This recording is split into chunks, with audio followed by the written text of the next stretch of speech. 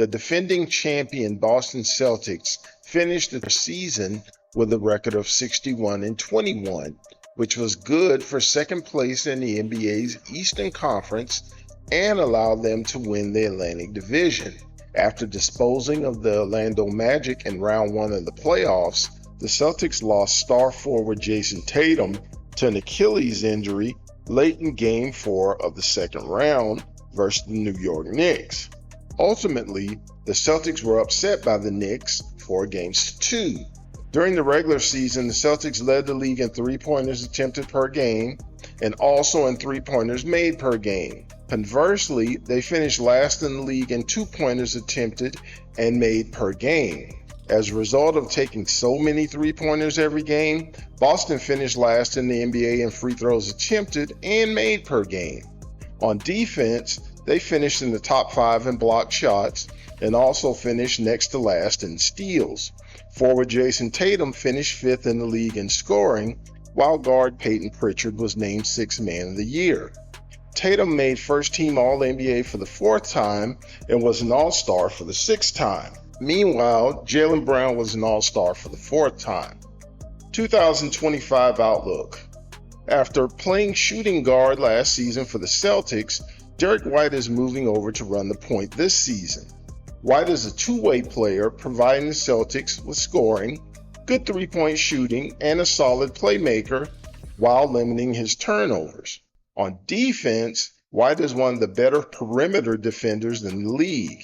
It will be a challenge for him to play on the ball without the level of playmakers that the Celtics have enjoyed since White has been with the team. Anthony Simons, acquired from the Portland Trail Blazers in the Jrue Holiday trade, will start at shooting guard. He brings athleticism, scoring, and secondary playmaking to the squad. Even though he shot less than 3 free throws per game last season, he shot an outstanding 90% from the free throw line. He's never been a starter on a winning team before, so it'll be interesting to see how he plays with a different level of expectation on the line. Jaylen Brown is the only returning starter from last season's team.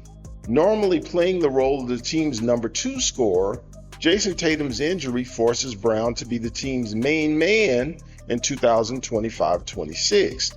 He's proven that he can score, as his 22.2 points per game average last season put him in the league's top 25. He needs to have that happen while maintaining his shooting percentage. Additionally, he also needs to elevate his three-point percentage from last year's 32%. Finally, he has to maintain his all-around game, as he's always been a good secondary playmaker and a good defensive player. Sam Hauser will start at power forward. While Hauser played well off the bench last season, he's undersized for a power forward at only 6'8". He's also not the most physical player. As a result, he'll probably struggle to match up against bigger teams, and he'll have to utilize his three-point shooting to the fullest in order to take advantage of his best skill while he's on the court. Sinanumuyish Keita is set to start for the Celtics.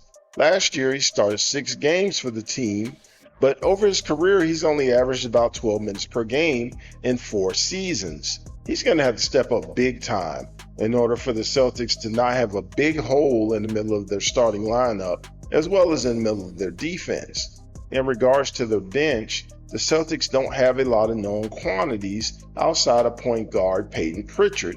Pritchard will provide outside shooting off the bench, but he's a player that's only as good as the players around him. This year, Pritchard will be the focus of other teams' defense, and as a result, he's going to be hard-pressed to match his statistics from last season with this less talented team. Chris Boucher, Xavier Tillman, and Jordan Walsh will provide varying levels of front-court help off the bench. Coaching. Joe Mazzulla was named the Boston Celtics head coach following the 2021-22 season. Prior to that, he'd served 3 years as a Celtics assistant coach. Despite having led the Celtics to an NBA championship, people still question Joe Mazzulla's coaching ability. Say what you will about Mazzulla, the man wins games. He's won more than 60 games twice in his 3 seasons as a head coach and has already won 33 playoff games. He also owns the best winning percentage in Celtics history. Having said all that, his coaching ability will be tested this season. The Celtics have lost a lot of talent, firepower, and depth, and they aren't expected to do a whole lot this season. Still only 37 years old, here's Missoula's chance to prove his haters wrong. Or prove them right. We'll see which one happens. We're going to take a time out from our story to ask you to like, subscribe, share, comment, hit that notification bell, and repeat when it comes to our videos. Now, back to our story. Front office. Brad Stevens has been the Boston Celtics president of basketball operations and de facto general manager since June of 2021. We like to look at 5 years of general manager history prior to the current season, so we'll include Danny Ainge's last year as general manager, 2020, in our review of this position. Let's look at that 2020 draft first. The good news is that the Celtics got 3 good players in that draft's first round. Small forward Aaron Nesmith, guard Peyton Pritchard, and guard Desmond Bane. Bad news is that Bane never played a game for the Celtics as he was traded to the Memphis Grizzlies. Pritchard, as we discussed earlier, has developed into a dependable option off the bench. We'll talk more about Nesmith a little later.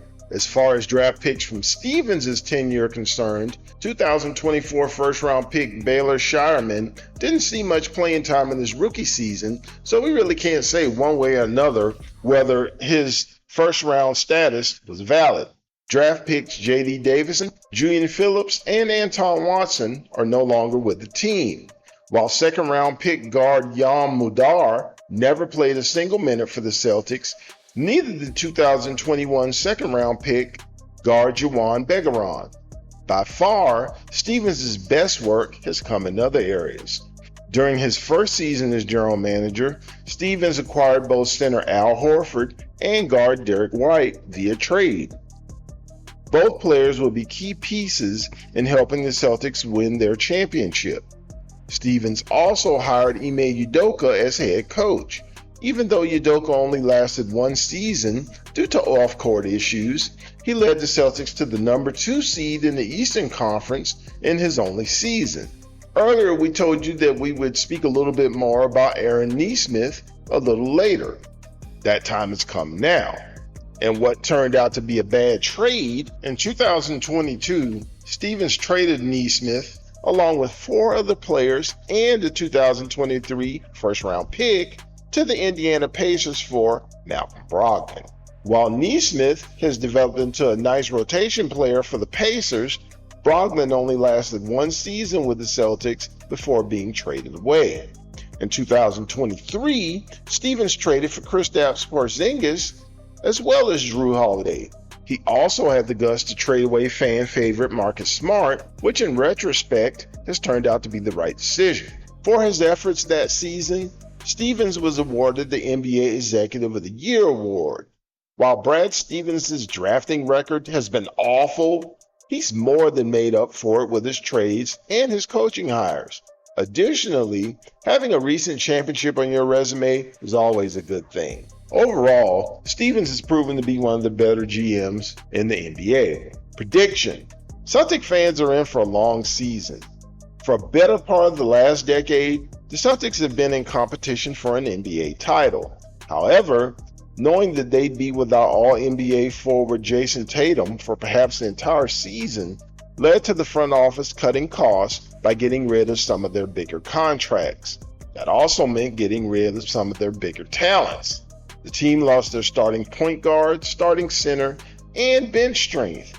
However, in the weakened Eastern Conference, the Celtics should still make the playoffs. They just won't do much once they get there. Thank you all for checking out our video. We appreciate you spending time with us. We have other videos that need love too, so go check those out as well. Also, we'll be doing our next review and preview on the Brooklyn Nets next time, so come back and see what we had to say about them. Thanks again and see you soon.